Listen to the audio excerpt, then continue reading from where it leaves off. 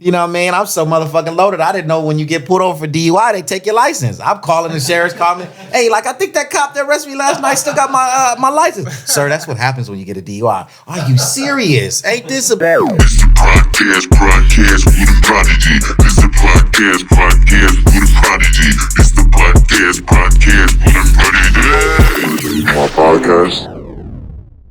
Yo, what's good, everybody? You're watching another episode of the Prodcast with Prodigy. I'm your host with the most, Prodigy. But today we got another special guest. Today we have an artist, entertainer, and just overall superstar, Lil Eazy E. How you doing, my boy? It, brother. Appreciate it. How about you, bro? I'm doing great. I really appreciate you coming through, man. It's a blessing. It's all love, bro. It's really a blessing. That's right. It's tight to have such big names up in the household, you know, just kicking and stuff. There we go. Appreciate it. I'm getting there, I guess. I'm getting there. Yeah, of course. So your dad is hip-hop royalty, you know, godfather of gangster rap and stuff like that. We're talking about none other than Eazy E. If y'all couldn't figure it out, may he rest in peace. You know, such crazy man, bruh. But you're the oldest child of him. And do you have any other siblings? Oh, most definitely. Yes, I do. But I have 13, but my father is 11. Damn. Yeah, so, you know, my mother remarried, so she has other kids, but by my father itself, 11. From my mother is 2 by my father, me and my sister, my sister Erica. And then, of course, my father has more kids, so I can name them if I'm not too high. You stay in contact with them? Yeah, actually, yeah. It's just, you know, you got your ones that might, you know, be upset with you here and there on different aspects because I'm not being the big brother who it's titled the father, you know, that we lost. Yeah. And you know how that could be when you know you're young and you're ambitious to do something and you feel like, you know, your brother who possibly is maybe like, you know, the one that's already, you know, kind of flourished in the hip hop game or in business period, you know, demand him to do the things that you want to do or your visions. And if I don't do it, I'm deemed a, you know, not a good big brother. You feel what I'm saying? Yeah, so I feel you. I get that flack here and there, but my sister Erica upholds us all and communicates with us all. So I kind of always know what's going on. But I mean, I think that's only between like 1 or 2 of my brothers and sisters. Other than that, the rest of them, you know, love and respect me. Yeah. So what's the age difference from like you to the youngest? My goodness. Oh, wow. So the youngest she is what, 26, 27. And I am, I say 10 years. I'm 10 years older than her. 10 years? About 11 years older than her. So it was like a kid a year? Damn, you would think that. But that's the gap between us. But hey, you know, who knows? A lot of them we didn't find out until after my father passed away. So we wouldn't know. And I have enough kids myself to not remember everybody as my siblings' birthdays. Mm-hmm. So I couldn't tell you, brother, when they were. I don't even know. I know in my baby sister, I know her age. You know what I mean? Deja, I know my baby sister's age and I know my age. So that's what matters in counts. Yeah, too much to keep up with. Yeah. I could barely remember like all of my family's birthdays. I got a big family, brother. I got a big family. Then again, myself, I got 6 kids. So damn. Yeah. So you know, I got to remember my own kids' birthday. Yeah, that's a little bit more important. Yeah, very much. At least you understand, man. They, you know, my brothers and sisters, they don't come off to understand it too much, but at least you do. You know what I mean? My priorities is the first, you know, aspect. And then, you know, I could trickle down with my nerves and deal with my brothers and sisters who are all grown. Yeah, I feel that. Yeah. You have a sister, Ebby, that is on a couple of shows. What did you... Ebby? Yeah. Oh, my bad, Ebby. Yeah. Shout out Ebby. Yeah. She'd be happy I corrected him, huh? Ebby, but yes. What's your relationship with That's her? the one, and that's the rocky one. That's the rocky one. And yeah. So that, just brother and sister type of things, you know what I mean? She might not see eye to eye with a lot of things that I don't see eye to eye. She does. And then there goes clashing, and then it goes from there, you know. Yeah. Now, sooner or later, I seen her, you know, during the, when I performed at the Verses. And, you know, we had a small kind of powwow to tighten up the things that we need to as brothers and sisters. But other than that, it's just family issues. That's all regular family stuff. Yeah, I feel that. How was that, the Verses? How'd that go down for you? Oh, my goodness. That was amazing, brother. That was good. That was like a bucket list of all kind of things. I performed with, you know, Bone Thugs and Harmony, you from the 3-6 Mafia, on top of all the people that they brought out, you know what I mean? In the backstage when Busy was throwing, you know, bottles and everything. I was backstage with Lil Jon and Chameleonaire and having fun with them. I'm watching it off of Lil Jon's phone. You know what I mean? He don't even know. Like I just told him, I said, man, you know, I'm a humble individual, bro. That was just a bucket list myself, just sitting back, me and you laughing and watching the whole verses before me and you got to go perform. You know what I'm saying? So, you know, how do I take that? That's just beautiful. That's just great. You know what I mean? And then on top of 3 6 Mafia, you know what I mean? DJ Paul, who I got all love for.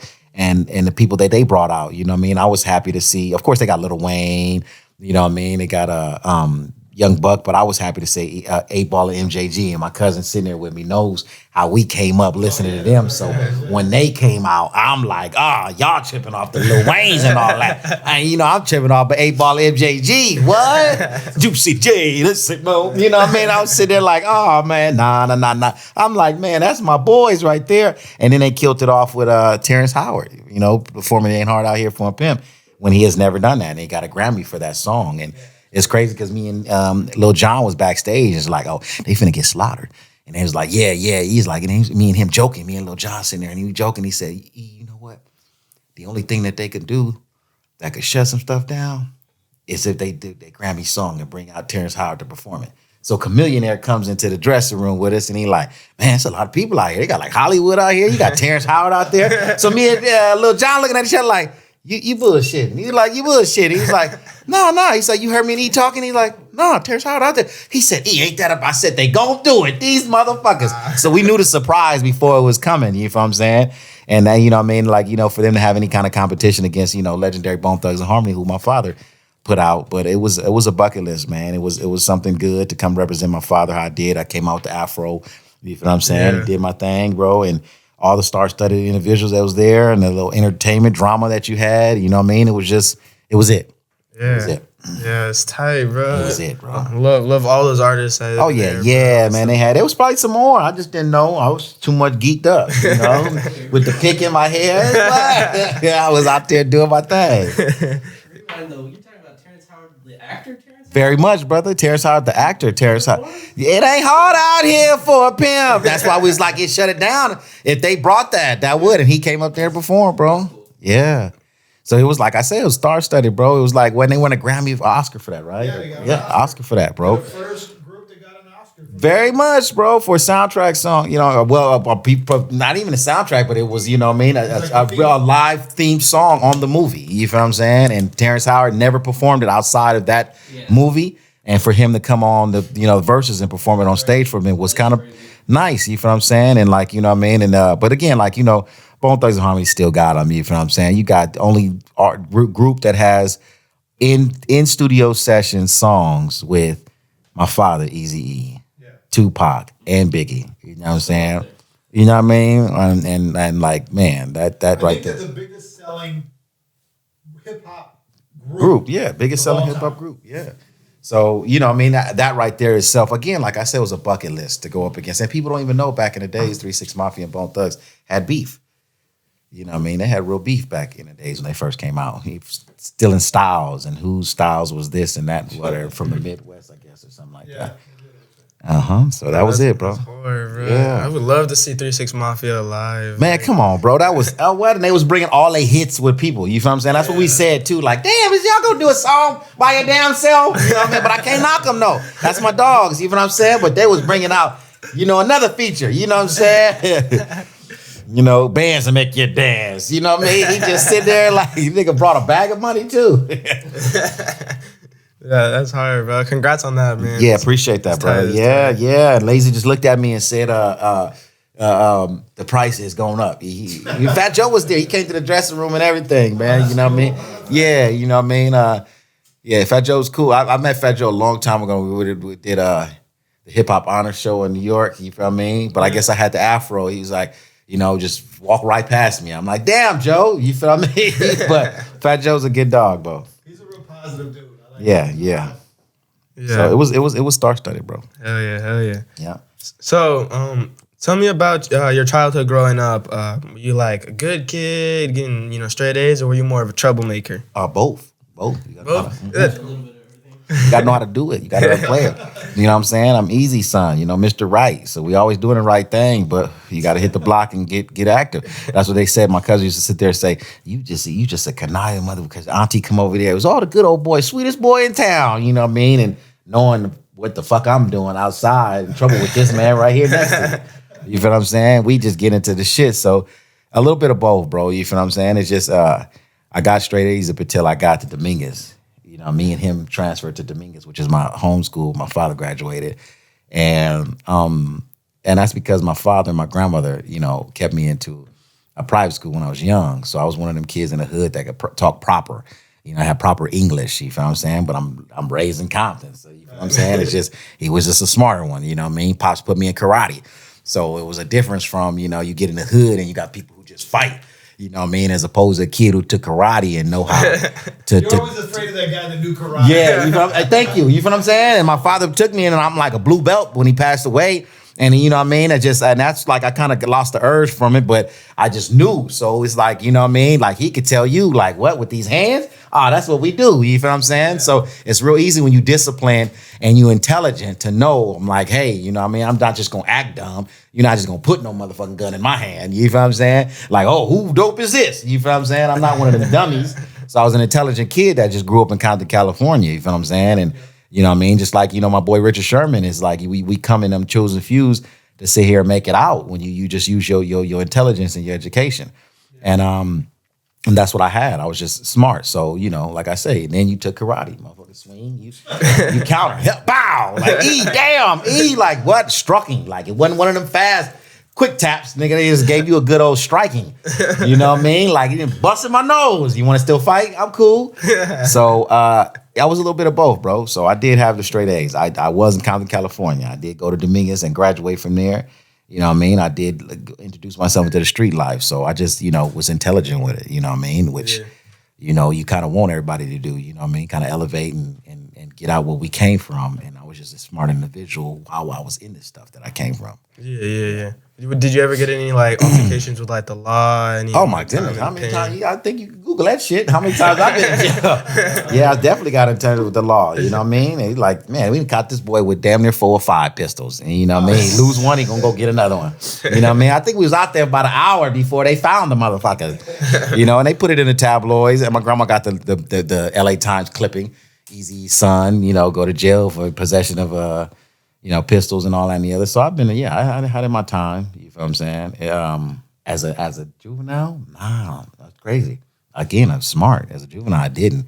It just became when I was a nigga. And these niggas got ignorant, and I just got more dangerous. And, you know, after a while, now you're making money, you're more dangerous, and you in the hood, you become more of a, you know, skeptical to look at, you know, a target. You feel what I'm saying? So I'm getting pulled over a little bit more. Mm-hmm. And when I'm feeling like I could talk shit, they got a warrant or a reason to bring me in, you know what I'm saying? So I think it was after my teens, I started going to jail more often. And again, like I said, it was just, you stand solid to your area, you know what I mean? Being that real, too real.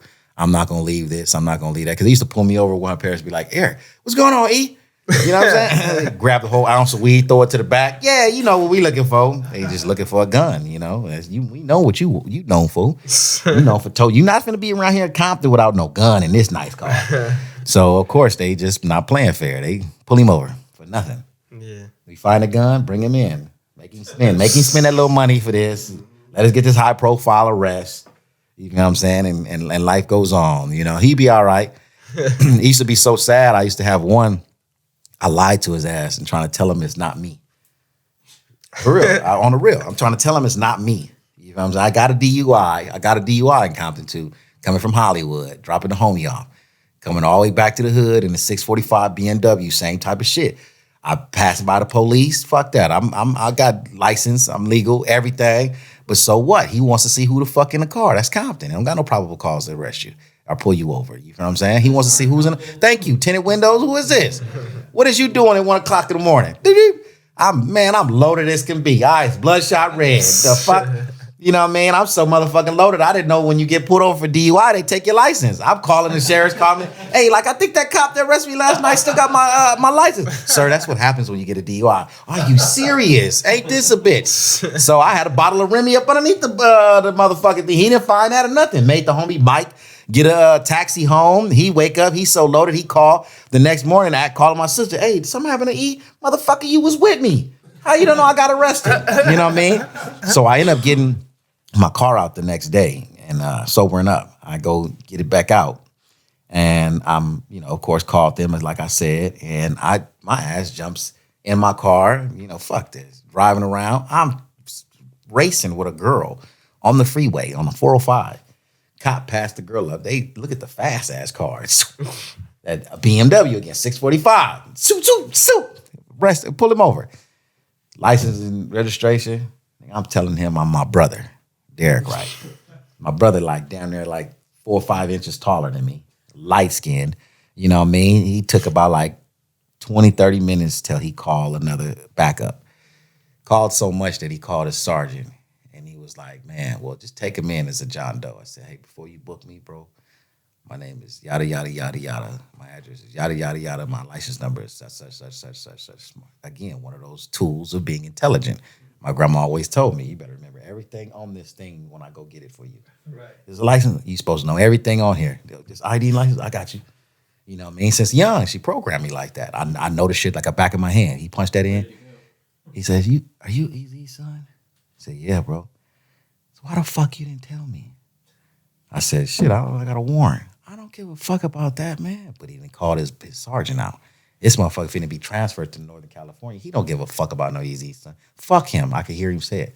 Fuck him. He lied to us. He tried to go really tell him, like, let's let him go, bro. He ended up telling me, like, man, dog, I feel fucked up. Why the fuck you didn't tell me? Really was genuinely cared.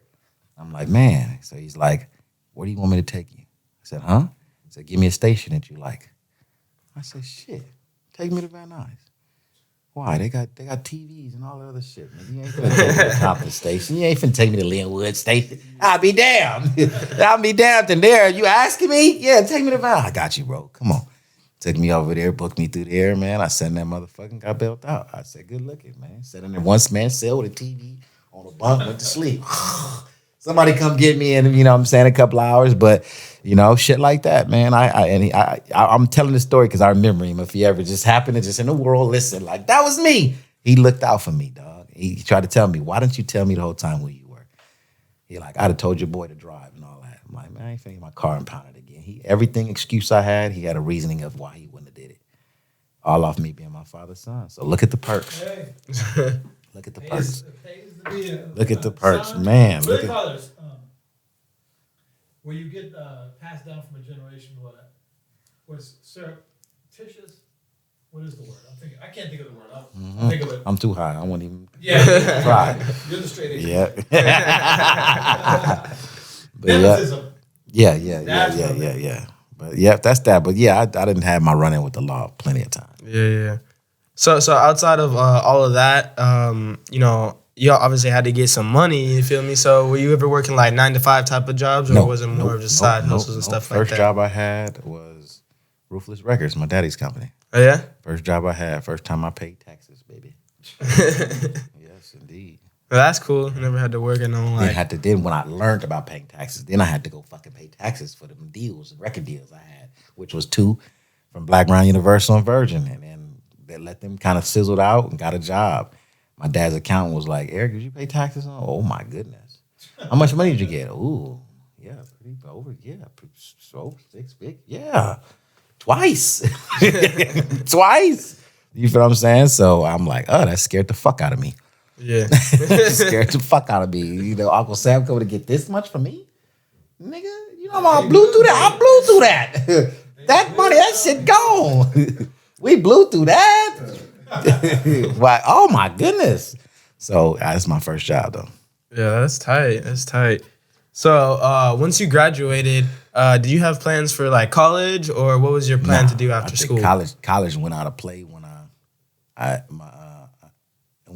college went out of play when motherfucking teacher told me I was gonna go to community college. I didn't believe in community college. Not against anybody, but it's just when you were a very intelligent kid and you took electives at a yearly age, and the schools that we went to, which again, my cousin right here, he went to every school with me. We were in a program when I first checked in, so it was called Global Tech, where I I had to keep a certain grade point average, and I took higher electives at a young age where I could graduate 11th grade. So when it comes to me transferring to Mingus, it was like, like, are you serious? Like, this is the unified school district y'all sending me to? And the teachers and its counselor really sat me down and was like, you could graduate like now, really. So my mind state was always university. Why? Because they used to tell me, like, you got electives that, these kids is probably never gonna see. Like, you got these many credits to graduate. You have these credits already now in 11th grade, Eric. And so what he told me is, like, really all the rest of these classes are gonna be electives for you throughout your 12th grade. So when girls, and some of the girls that know, and some of the people that went to school with me, I went to school with Richard Sherman as well. I said it earlier, but he was younger than us. He was his age. And when I graduated with a .8 GPA. Why? Because I didn't go to class at all in the 12th grade. When his counselor told me that, for real, the counselor told me there was no point of these. And the only reason when I stopped is when I got injured in football and we didn't make the championship. And then that point on, I'm like, hey, I didn't get a letter, because I only had a short season. Then it looks like community college. And, so fuck all these classes and fuck everything else. And I wasn't going to go to college. You know what I mean? I'm like, no, I was looking university. So my dream got shot when we didn't make the championship in football. You know what I mean? Because I was hurt half the season and I had 5 games left and the championship and playoffs to play in. And we were balling. We was getting cracking. I just didn't have enough to show them. So I got offers from certain small community colleges to come play. And it just took the drive out of me because I set myself up for university. Yeah. You know what I'm saying? Educational wise, first and foremost. So, the talent just is gonna come. I shouldn't have switched schools. I should have left my original school I was at. Because that coach right there had a letter for me in the 10th grade. And, asked me to be his starting running back. And I switched to a school to go, fight for a position. A brand new school, which I had the talent to do and got a starting position. But it's just, I should have stayed where I was at because I played this position that I wanted at Milliken High School. So. After I got no championship and was hurt earlier in that season, and shit, after football season, start gangbanging to a high, to an all high, I'm like, university's out. Yeah. I mean, college is out. Yeah. University been out, college is out. If it's gonna be community college.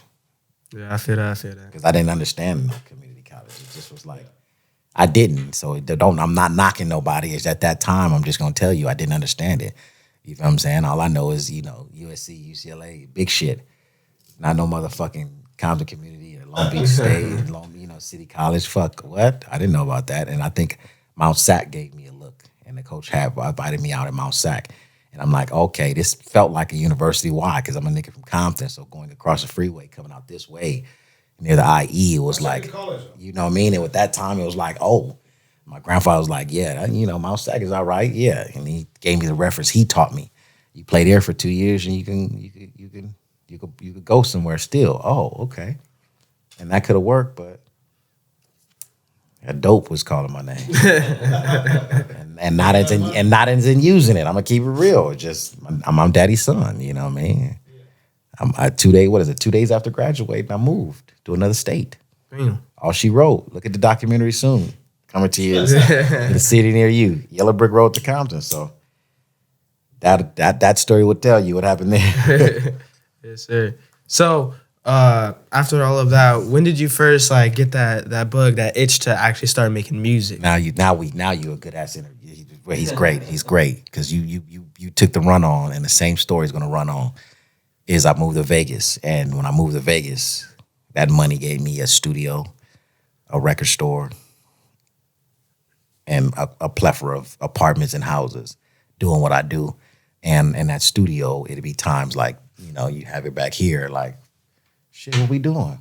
Man, get in there and I'm just busting my father's stuff, changing the lyrics. Yeah. And I was like, cool, wow. People be like, hey, your voice, it's not like his, but it's different.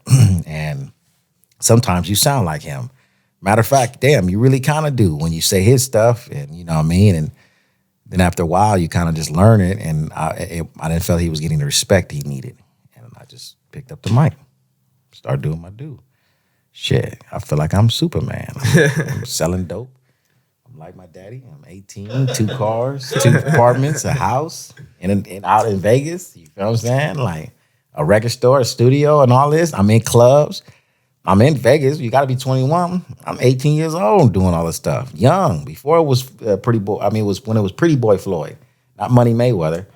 You feel what I'm saying? It was Pretty Boy Floyd, and I'm out there running, and it's like honestly, it's like you got him, and you had my crew. You feel what I'm saying? He recognized our crew, we recognized his crew, and it was individuals who was of somebody having money. So I'm at what I was touching at a young age, and I was like, man, I feel like I'm on top of I'm ripping this shit, and I'm young and gang banging and all this and the other. Man, I'm ready for this music industry. Then we got raided. Yeah. And then reality hit, you know what I mean? Scared the shit out of me. And back to the hood with that youngster right over there next to you. Me and him back on the block. Back doing what I do. And I came across a person named Pete Farmer doing a video shoot for Gorilla Black in Compton. Oh, Gorilla Black. And and he actually gave me a record deal. And shit, $1 million later, it was all she wrote. You got a deal from Gorilla Black? No, I got a deal from going to Gorilla Black's video shoot and seeing a person who signed Gorilla Black, Pete Farmer. And he offered me a Kings of LA injunction record deal. Nice. With Virgin Records, and I took it. That's tight. Yes, indeed. $1 million. I took that shit. Wasn't no 360 back then. That was liquefied budget, baby. Liquefied budget. And I have not put an album out, so you people understand. I've been touching money for a while. I've been getting away with robbery for a while. For a while, baby. No, not Uncle Sam. I came back and gave you yours. But you let me get away. You let me have an extension. A long extension. But yeah. And then I went to Black Round Universal and got another deal with them. So I got, again, with no record, no album, I got 2 industry checks, 2 industry budgets. Boy, I've been getting this thing for a while, you know what I mean? For them people that don't know, here on this podcast, you're going to know I've been getting it for a while, baby. Yes, sir. You know, before, but that's how I did it, bro. You feel what I'm saying? And that's all she wrote, to sum it up in a quick little dialogue documentary. Yeah. So from that story I gave you and to stop playing football in 2 days out of high school, I moved. And my big homies, they had Armed and Dangerous Records, and we were going to find the next talent in Vegas. And that's when I picked up the mic as having these artists and start shooting. Was going to do a record deal with my stepmother, and then, like I said, we got hit, we got raided. And then I came back out here and got a record deal. Months later, just being at a video shoot, gave a demo, and let me not pause on that. I mean, let me not leave that out. Because I give flowers what they do, and I'm a real nigga. I got that record deal off of 16 bars that I did with Game in Interscope Studio on his mixtape with DJ Whoo Kid, titled My Confessions. 16 bars, played that, and I got $1 million. Damn. So yeah, that was for Game. And So Game. was that before Game got his deal? Yes. No. That was when he had a deal. He was with a G Unit at the time, DJ Whoo Kid, and he put his mixtape in. It was Confessions, My Confessions, to his mixtape. You know what I mean? So he's already in a mix and doing his thing. And, and that's what it is. It was a mixtape. Damn, that's crazy. He was super hot at that time. He sure the fuck was. Shit, he wrote the motherfucker 16 to keep it real with you. Shit. He Damn. wrote it and on his BlackBerry. Quick, fast, in a hurry. We did it in 10, 20 minutes. Oh, that's dope. Here, I just want you on it. I'm going to write the verse. Here you go. Cool. Got a deal off that. So I give flowers what they do, man. You know what I mean? So when you first started getting in, picking up the mic and stuff like that, you were saying that other people were like, damn, you say certain stuff, you sound like your pops. Yeah. So were there ever people that were kind of once you started to take it more serious, were there people kind of saying oh, you're trying to ride your pop's wave, you ride his coattail and stuff like that? Good questions. Good question. I like you, brother. You may come work with me on my podcast, bro. On the real. I'm like your pops. We got to talk about some things, man. We gonna get them in advertisements, endorsements, and quick, fast. You good, brother? You good? Oh, you gonna dig? I might really need you, bro. I might have some. I'm starting one, bro. Little Easy TV, bro. I'm starting one, bro, and I might really need you. You good? And you giving me pointers? Yes, bro. That is the main thing that every hater would say. But it's like what you say to them. What does Eric say to them is, what do you expect me to be like? You feel what I'm saying? I only got in this game to represent a legacy. I didn't get in this game to get my own accolades. Yeah. So you give me anybody, and I have. I'm not going to even knock it because I became my man of who I am as a man. But I'm always going to tell everybody, I got in this game to represent a legacy. I didn't get in this game to say, hey, I want to be the best. Hey, I am the best. I got in this game because that's my daddy. Who else going to represent him? If nobody else represents him and say anything, and I can become a man and I'm doing what I'm telling you I was doing, I'm making money. I'm having money. Some of these people ain't touching the money that I'm touching. Yeah. Or are they going to work and going to do it? You feel what I'm saying? And it wasn't given to me by my father. You feel what I'm saying? So how do you think I feel like as a man? It wasn't given to me by my father. I was robbed of that wealth. I'm going to go get it. Yeah. And all praise due to God, I got it, even if I'm doing something that was not right, because he did snatch it from me and say, no, go get it the right way. You know what I'm saying? So no, I was getting money for real. Seriously, my own birds, telling my big homies who's telling me not to, I want my own now. I want my own. That's how I got. I want my own couple of them. You feel what I'm saying? I'm going to go meet the dude. I'm meeting the man. I felt good. I'm beating my chest. All that ignorant shit, which is ignorant, you know what I mean? But I was young. I was 18 years old. So if I'm 18, big blowers, big house, big everything. And I've been to the point in less than 6 months, I'm going to go meet the man. I'm touching money, real money. You feel what I'm saying? Me and him is having a connection. You feel what I'm saying? I'm living a life of, at the same time, in a weird way, a bucket list of my father's son. I'm hustling. Yeah. I got change. No, motherfucker, I don't got my daddy money. It's mine. I moved through any other. That money got spent. I got 2 daughters. Yeah. Ben got spent. You feel what I'm saying? Anything. You feel what I'm saying? What you call that? Leaving a will. You feel what I'm saying? Will for your kids. Ben spent up. Fucked it off. Everything. I have 6 kids. So my daughters is both gonna be 20 this year. Cars, all that and the other. Yes, I've been did that. You feel what I'm saying? So you were left a will. We was left a trust fund. You were left a trust fund. You feel what I'm saying? And you weren't able to touch that trust fund until 21. And I'm telling you this story about when I was how old? 18. So I didn't even have access to that motherfucker.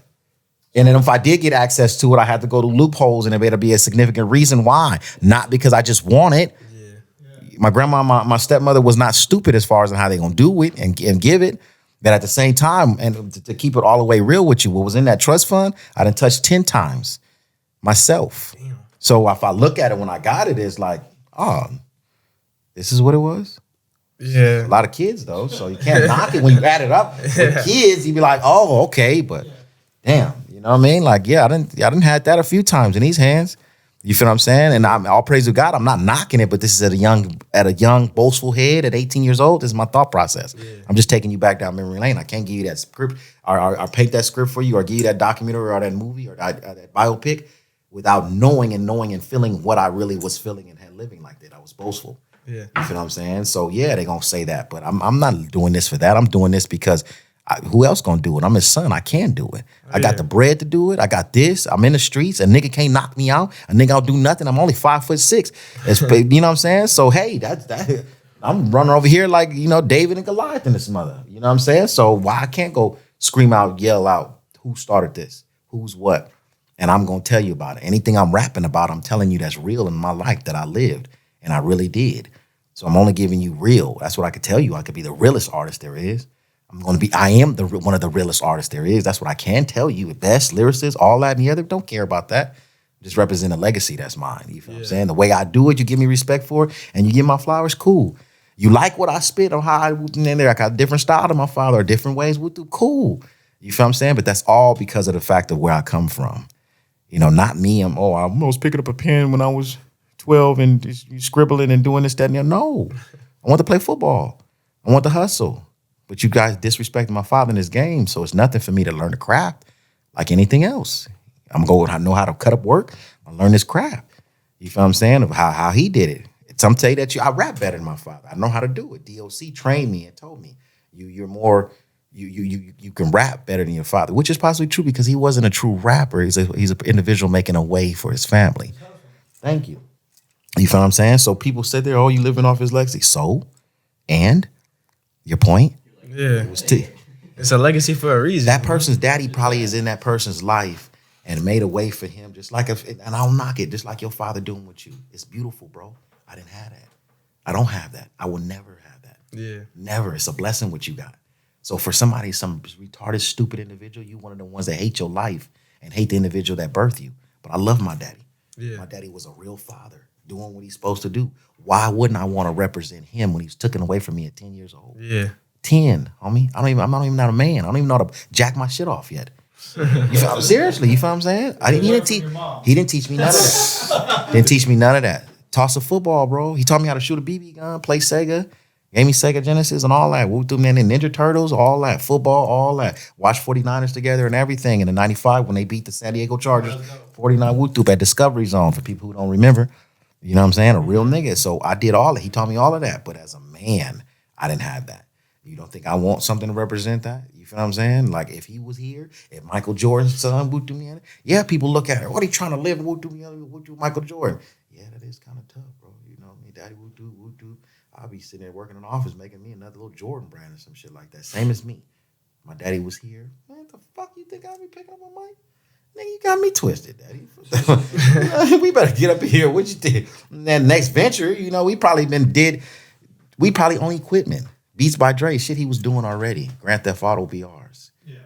You feel what I'm saying? Yeah. I'm on some stuff where I would have been doing my daddy like that. Not picking up no mic. So again, I think about what my journey is. I got to represent a legacy that I felt was being forgotten. You guys just watched the movie Straight Outta Compton. Just watched it. I've been doing this just longer than halfway y'all been alive. So, you know what I'm saying? He know, Flossie know I've been doing this, bro. You feel what I'm saying? I've been doing this for over a decade. You feel what I'm saying? So when I was putting in the footwork, it was no, you know, oh, God bless their soul, you know what I mean? The Nipseys or YGs, you feel what I'm saying? They were young, you know what I mean? All my homeboys and all that. Before there was Kendrick, all my homeboys and all that. But I had a deal way before they were even known to be in rap. You know what I mean? So this long, and knowing a movie came out and, you know, 200 million, and the other, it's just a blessing. But it's a long time coming. And it's like you feel like you got a bucket list. And then when that blessing come, I traveled the world. And now I got kids 15 and 16 wondering who is Lil Eazy E. So now how can I knock that? You know what I'm saying? Yeah. You know what I mean? Oh, you're his son. Like we see the movie he didn't. You're the next of it. What do you got? We Googled this. We went and got this mixtape. This is you. Wow, bro. You're badass. We didn't know you were really doing it. So it just gave a resurgence to everything about his legacy. And then I made a living in a world of life, being on TV and everything, being his son, coming from that legacy. So when I listen to a motherfucker sit here and say, hey, that's what you're just trying to woo any other beat. Well, shit, man. Finish counting it up and tell me you wouldn't want this shit. My daddy. I love my daddy. Homie. So Yeah, bro. I mean, I wouldn't have no problem with that either. Like, man, like if y'all not gonna remember, I'm gonna make sure you're gonna remember. Sure. So what I tell people is, it's like I'm not walking in his shoes. It's too big of a shoes to walk in. I might be at 9.5. He might have been an 8. It's too little of shoes to walk in. Either way you want to take it, all I can do is take the shoes, dust them off, and make sure that they are presented well and in good shape. Is where it represents his legacy. I can't fit them shoes. The shit he did is unbelievable.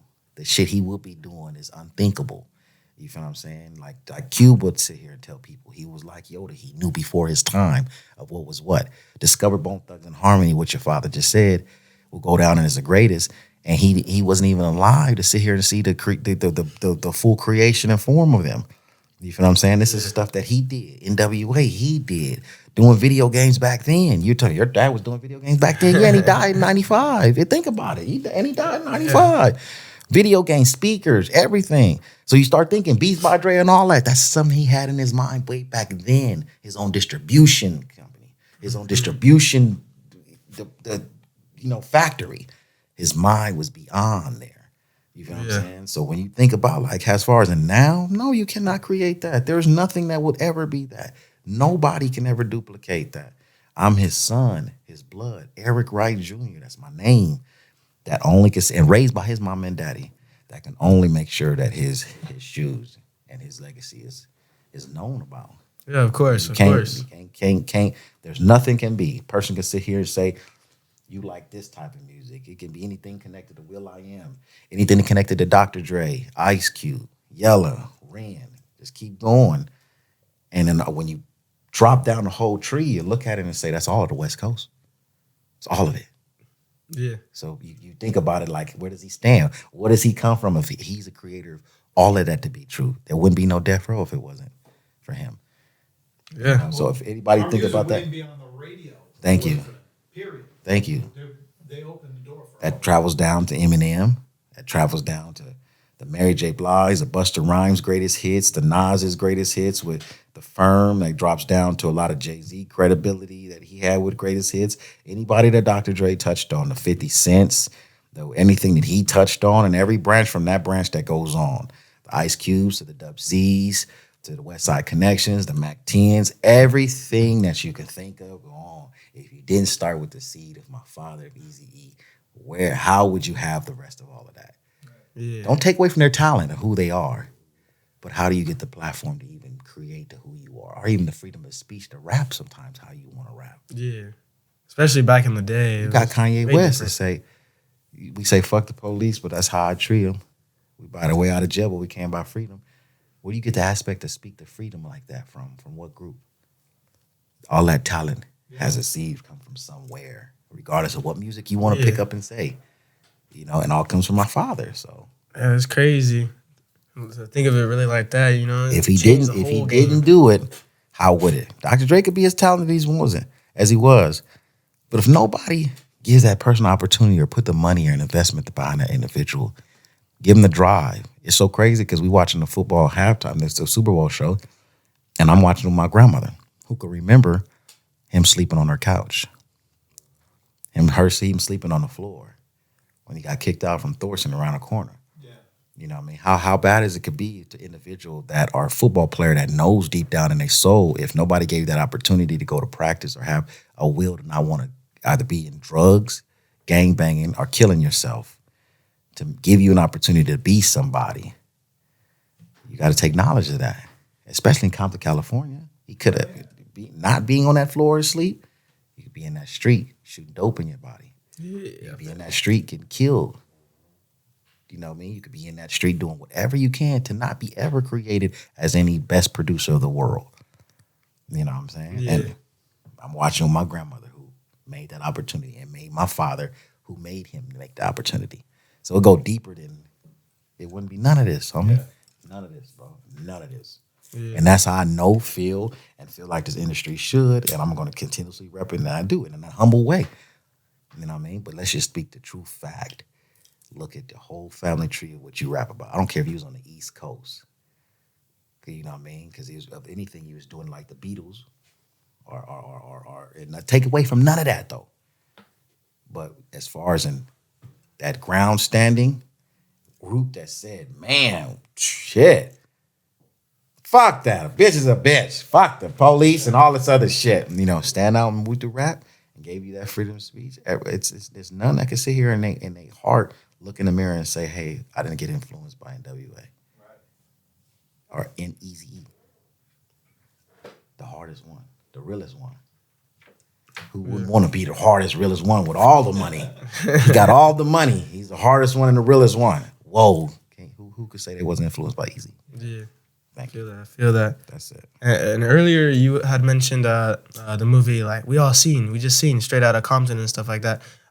So going along off of what you said about like representing your father and his legacy and stuff like that, how do you think that movie represented him and how everything went down with the group and his upbringing and stuff like that? I mean, a movie's a movie. It's not too much you could put in Hollywood. But I don't. As our family, we do not feel like he was depicted in his proper way because of his accomplishments wasn't uprising. It was more so other people's story, which I don't knock. You know what I mean? It's like this world is not fair. So when people ask me the stuff is, I'm such a person that's so true to myself and so true to realness that I don't cry over spilled milk, and I don't sit here and sit in a puddle. So it wasn't, but I'm gonna take it like I told you earlier with a blessing that I do gravitate from it, because you have kids across the world who weren't even thought about. And Daddy wasn't even busting his nuts yet when my father was going. That knows about his legacy now. That's accomplishment. Yeah. You know what I mean? That's next to a bunch of white people going, that don't know. wow, that's impressive. Don't know, bro. So I'm a realist though. You feel what I'm saying? So how E feel about that, bro?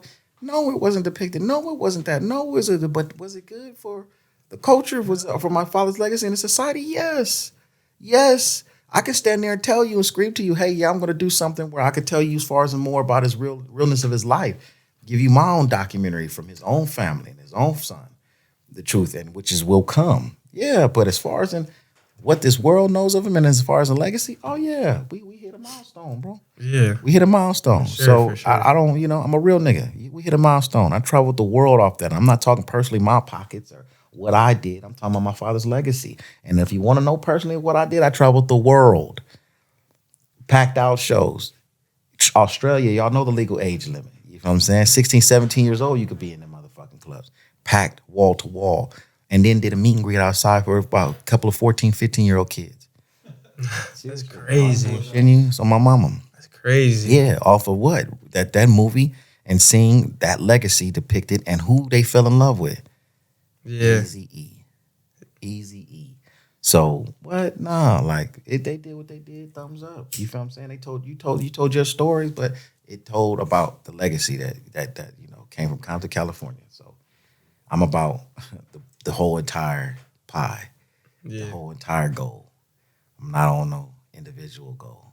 So when people hit me with you just a woo. Hey, you do all you want to say. You know what I'm saying? Better be happy I'm in the God and won't knock a nigga out and say that shit because I had never said that, heard that in front of my face, to be real. It's the internet, this internet world, but all kind of people could get tough and say some shit. But that don't affect me. I'm not with the individual goal. It's about the legacy. Yeah. You know what I'm saying? The individual goal, I'm laughing to the motherfucking bank. My children happy. I'm blessed and protected by God. So, hey, other than that, I'm going to pray for you. You need something to eat? Come holler at me. You know what I'm saying? Need some shoes to wear? Anything. That's me. That's my heart. That's how I roll. If that's what we individually want to talk about, but other than that, it's about a bigger goal. Yeah. His legacy. You know what I'm saying? So. So obviously looking at your father, he was big time hustler, especially of the things you told us now, big time hustler and stuff like that. He created his own label, his own independent label, when that was like not really like a thing, not very popular to, go and do on your own, get your own thing started, trying to get on the big records like Death Row and stuff like that.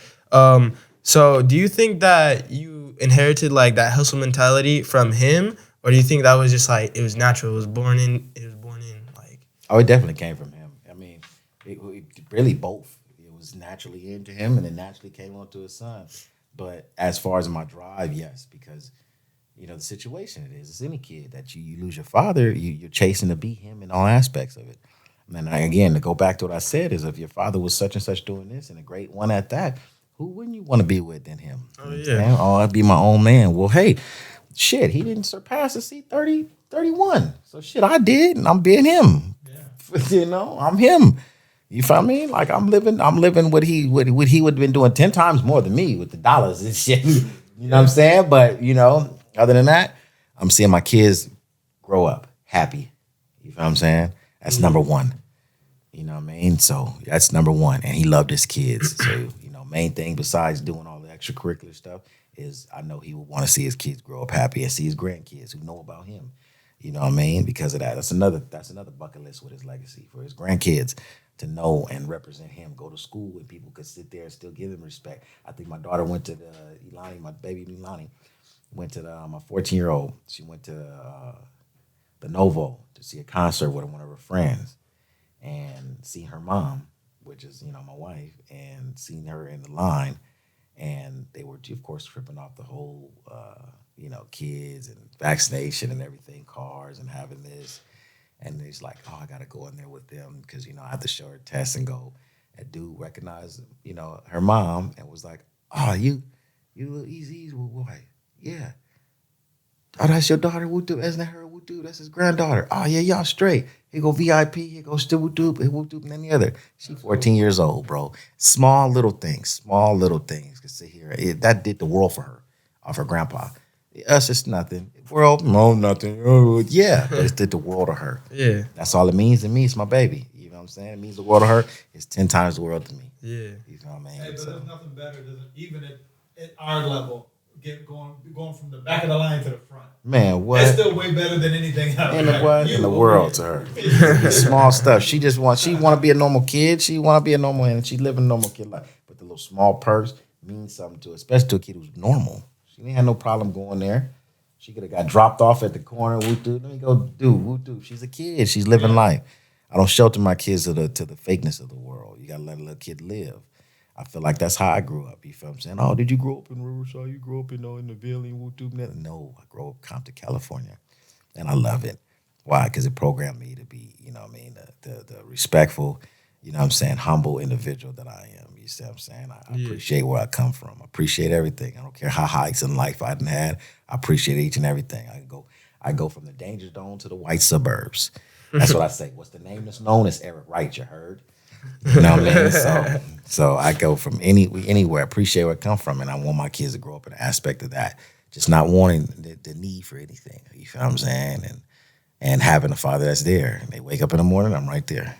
You know what I'm saying? So things that I didn't have, I feel like it's luxury and riches that they have, and I do it to the maximum, ability that I know that my father did for us when he was alive, and will do it for us. Yeah, you know what I'm saying. So that's real cool to see. Yeah, she cool. Yeah, she get dropped off at Staples and walk. I'm cool, Daddy.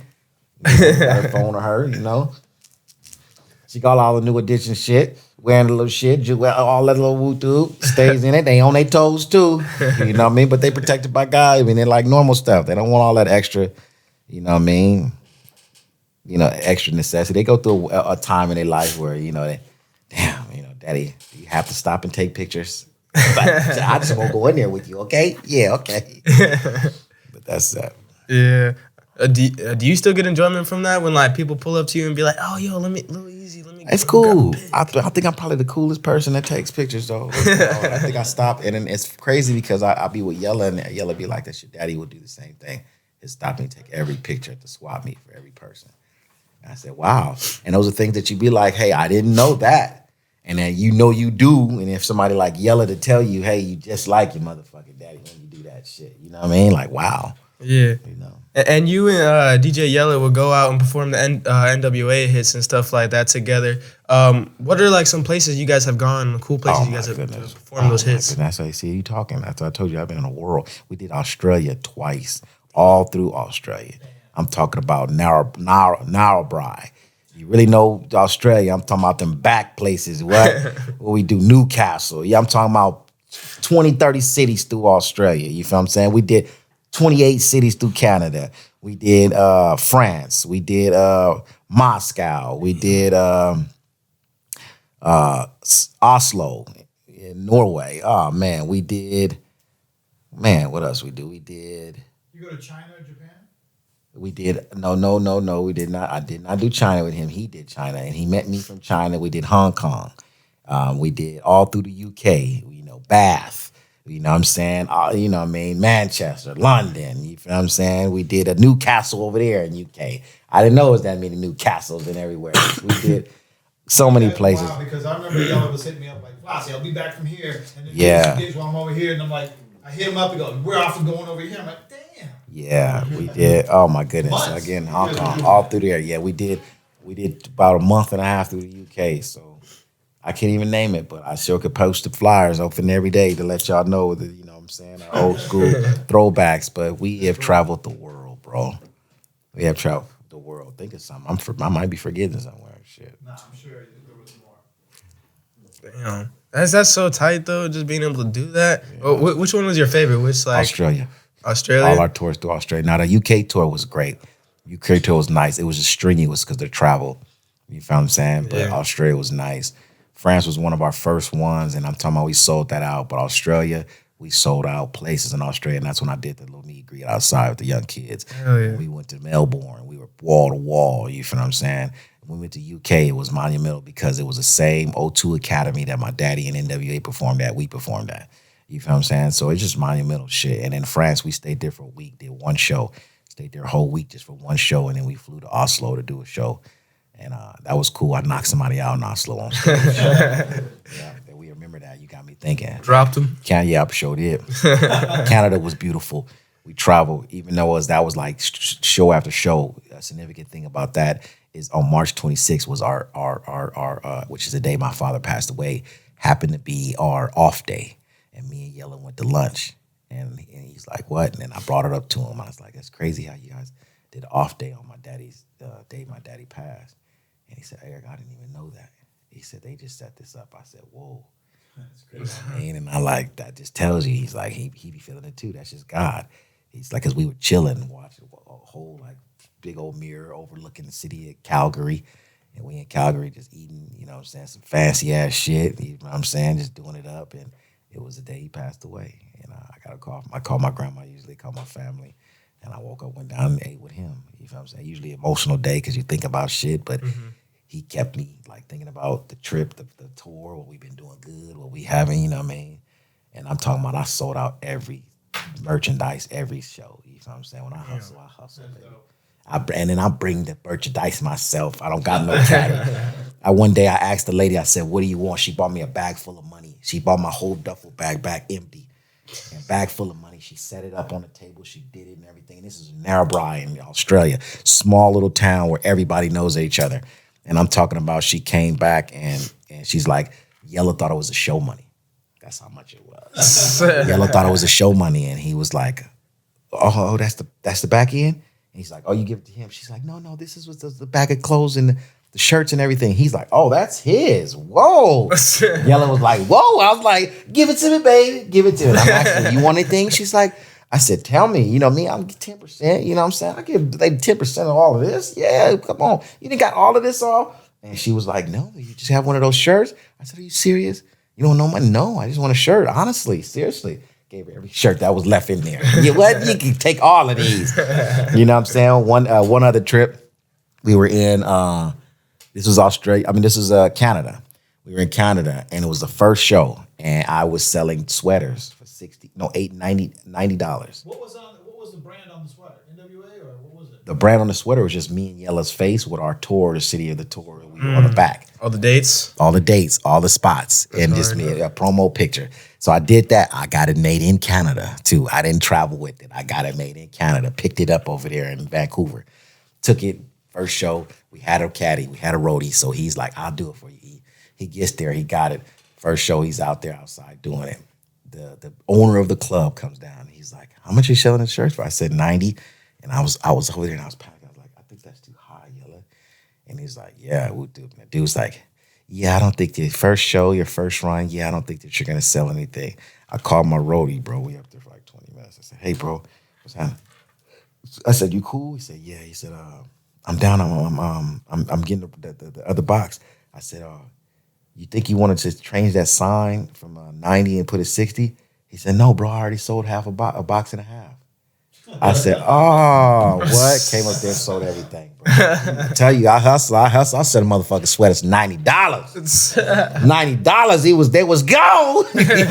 And I had a whole lot, P. Daddles. I had, because, I bought them in Vancouver. So I did so much and I ordered again and picked up again on the last 3 city run when we came back to the west side of Canada in Vancouver. Yellow was like, you sure you want to handle all of that? I was like, that's okay. I'm like, well, we will pay somebody to handle all this. We just gonna sit here and scoop it up into the cut, the split. So the pie gonna look like this for me. We're gonna do an L shape on the pie. You're gonna take the third. You're gonna take that little quota, and I'm gonna take the rest. Hell yeah. So yeah, we've been everywhere, bro. I'm missing places, but we've been everywhere. Man, I'm trying to get like that, man. Trying to just go out. Just be us, me, him, and 2 roadies, man. 2 roadies, gone.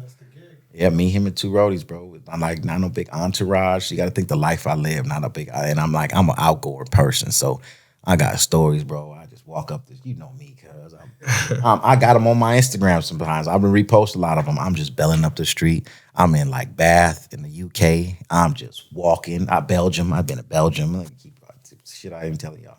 I told you Russia already. Okay, cool. So I'm just belling up the street, bro, and St. Petersburg, Russia too.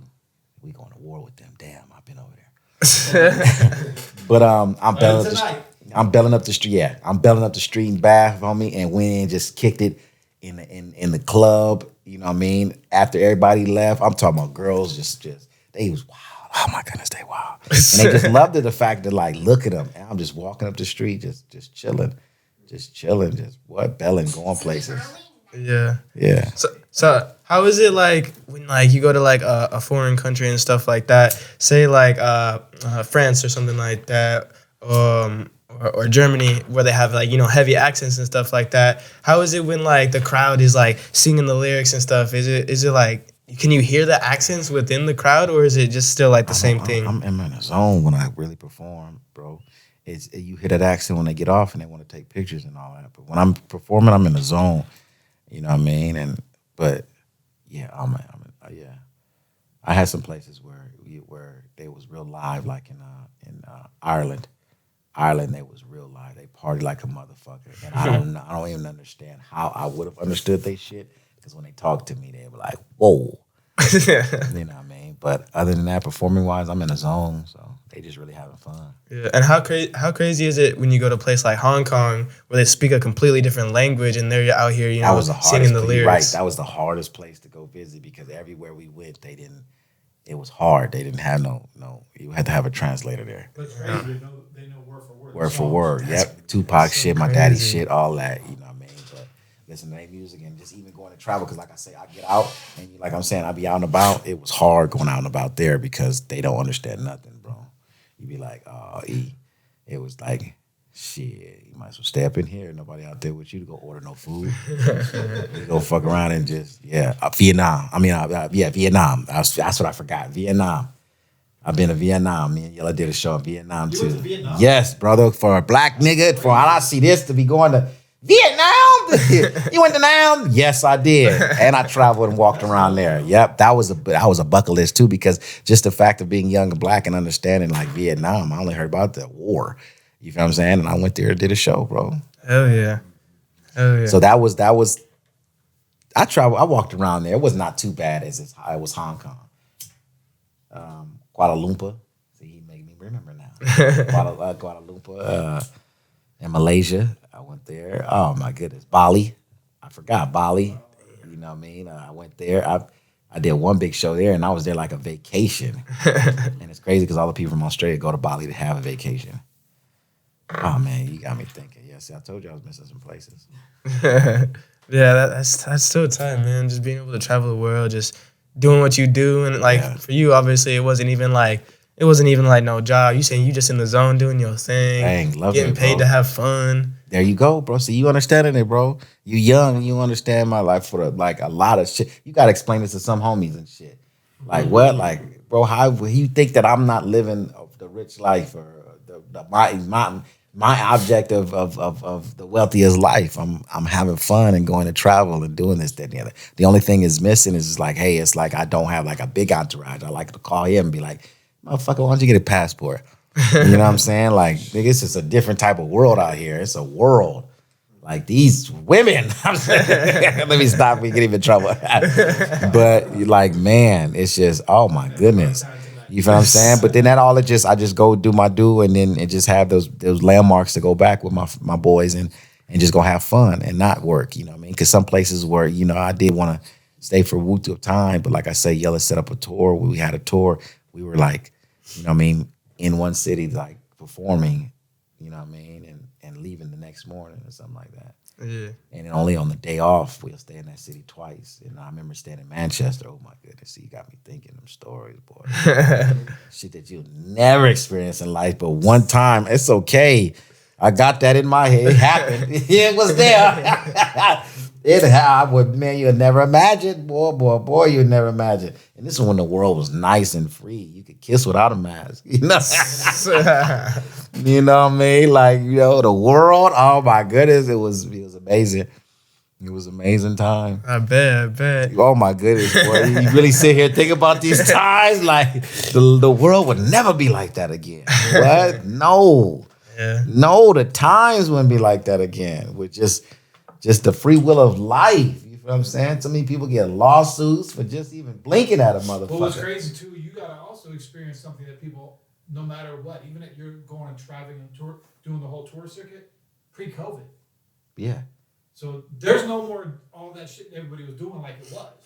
None of that. That's All that. virtually all free. Yeah, real Yeah. self. It was just safe life back then. Safe life. You never thought we'd come to this time where it'd be like, what? Yes, I lived in a time where you were doing that. What? Yes. Woo. Woo. With 2, 3.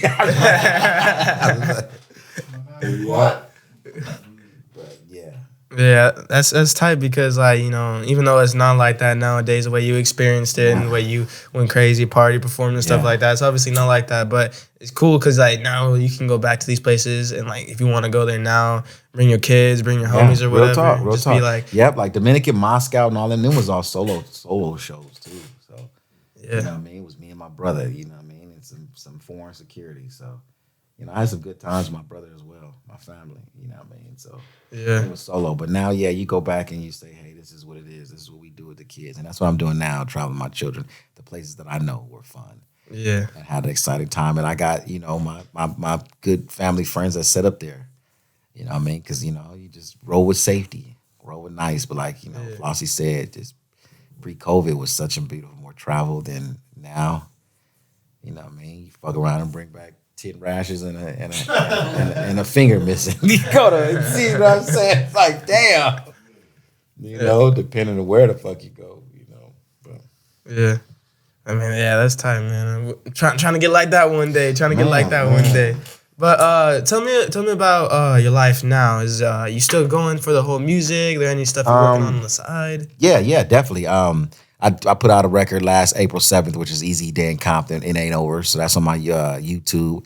Lil Eazy E. You could lileazy.com is my where you can find everything, and my Instagram is the same. But I did that. I have artists as well. You know what I mean? I have a Hispanic artist, Kiki Smooth, a female, Latoya Lane, and then my homeboy Compton Musa. So I got a label as well, Rich and Ruthless. So I'm forming them together, and they're coming out. So I'm still dabbling in music. I found it, you know, real fun and entertaining in the TV world. So doing grown up hip hop like I do every Thursday night on WeTV, and in transforming into film, you know, caught my eye. That's what I was telling you earlier. You know what I mean? My father would have been doing everything. So that's legacy could go outside of music. You feel what I'm saying? And that's where majority of the success mainly came. You know, I keep repeating to you, I've never put a record out, but I am going to be Yellow Brick Road to Compton this year. And, you know, it's going to be an EP, and I'm going to put out, you know, visuals and everything. And we're going into this new world, so most of them have exclusive things that you can purchase as an NFT as well. Mm-hmm. You know what I mean? With never published, you know, pictures or anything of that nature with me and my father as well, with, you know, the titled song that fits the script. And just like I say, everything else is, you know, documentary, TV, film. You know what I mean? I want to get into the, you know, the big screen movies. And I have my own brand, which is Richard Ruthless Cannabis. So that gave me that success gave me a distribution license. I'm going to go open up a retail store, title it Richard Ruthless. You know, my dream is to have it in Compton, but more so it's going to be out towards you guys' way in the IE. Mm-hmm. And I mean, like just start off in the IE and grow big. It's going to be everywhere. That's want to, bro. But my brand is doing what it's due, bro. It's good. You know what I mean? It's not like I was telling your father. It's not my own strain. It's my own brand, and I just did a brand first, and then kind of try to graduate into a strain after I had the success and understand the business, and you know, which came with the success to want to do another, you know, strain on my own. Yeah. So sky's the limit. We have Rich and Ruthless Gold, Kaya, Rich and Ruthless Connect that we have as well with the biggest Jamaican group. I mean, biggest Jamaican brand from Jamaica, Kaya, that we just did a big deal with my company. So we have some good things with that coming. And all of it is tied to music as well. So music is always going to be in the bang. Yeah, that's cool. That's cool. You ever thought of, you know, making a little strain of your own, naming it after yourself? Simultaneously after maybe my city or myself, you feel what I'm saying? But like I said, that's coming now as I get into concentrates and different things because of my brand success. I want to do a strain. Yeah, that'd be hard. You feel me? Yeah. So, think of something clever, you know? Oh, yeah, most definitely, man. Yeah. But honestly, other than that, I'm sure we could be talking about a bunch of old stuff for the whole time. But man, damn it, his camera don't be, you know, lasting long enough. That's you feel real, me? But bro, like for real, I really appreciate you coming man, through. You great, brother. You did what you did. I might have to come steal you from everybody. We'll bring him along. Yeah. But I appreciate this, bro. Also, I wanted to mention, because you had told us earlier before that you were trying to get into your own podcasting stuff. Start doing your own thing like that. Yeah. So what would that be about if you were to start your own? Basically, it's crazy. Appreciate that. It's called Lil Eazy TV, and it's off of my I have a branding company. It's basically weed branding company called Nuggle. So Nuggle is also Nuggle Magazine, Nuggle Media, but it's a nugget. It's weed Google Nuggle. So you nugget and Google. And that's my publicly traded company. You feel what I'm saying? That you can find a lot of information about my brands, a lot of other people's brands. We give impressions. We can put brand you in our magazine. We do Kush Stock as well. So with that on Nuggle TV and Nuggle Media, I have my own channel, which is Lil Eazy TV. So basically just giving you, what I'm saying, social events that was going on in life, kind of, talking to the real fans, that's my true fans of things that I share with you of just my life that a lot of people don't know, weren't open up to. And a lot of my favorite things that I like to do, which is a topic that I'm gonna have called Sports Talk 101. I'm into sports. I love sports. So I give people my advice on sports. You know what I mean? I'm a sports bettor as well. Talk about, your favorite sport, favorite team of anything, but, just give a little segment there mixed with a little comedy.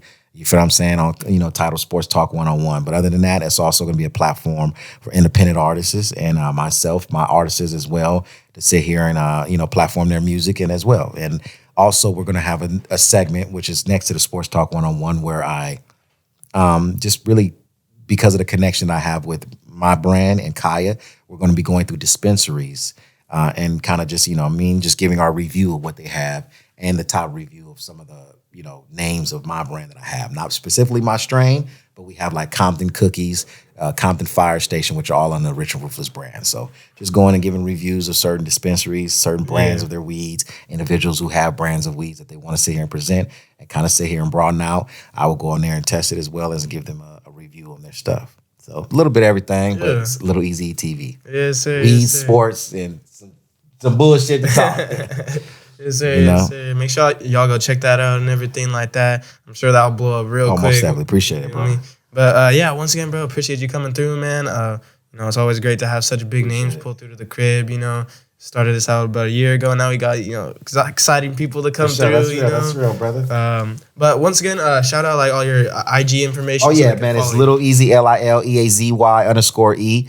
LilEazyE.com, RichardRuthless.com, and you can find everything that's with me and my artists, going on, where we're touring at, what we're doing, our brands of weed, what new ventures we have. So again, LilEazyE.com, you can find everything basically. Yes, sir. Yes, sir. Make sure you follow them up, check everything out. But yeah, that's all the questions I got for you, my man. Make sure you guys comment, like, and subscribe on this video. You feel me? It helps us out a lot. It gives us a lot of motivation. Reaching a decent amount of subscribers for the amount of work we've been putting in, and we really appreciate it. But other than that, it's been another episode of the Prodcast with Prodigy featuring Lil Eazy E. You feel me? And that's about it. We out. For sure. Peace. This the Prodcast with the Prodigy. This the Prodcast with the Prodigy. This the Prodcast with the Prodigy. My podcast.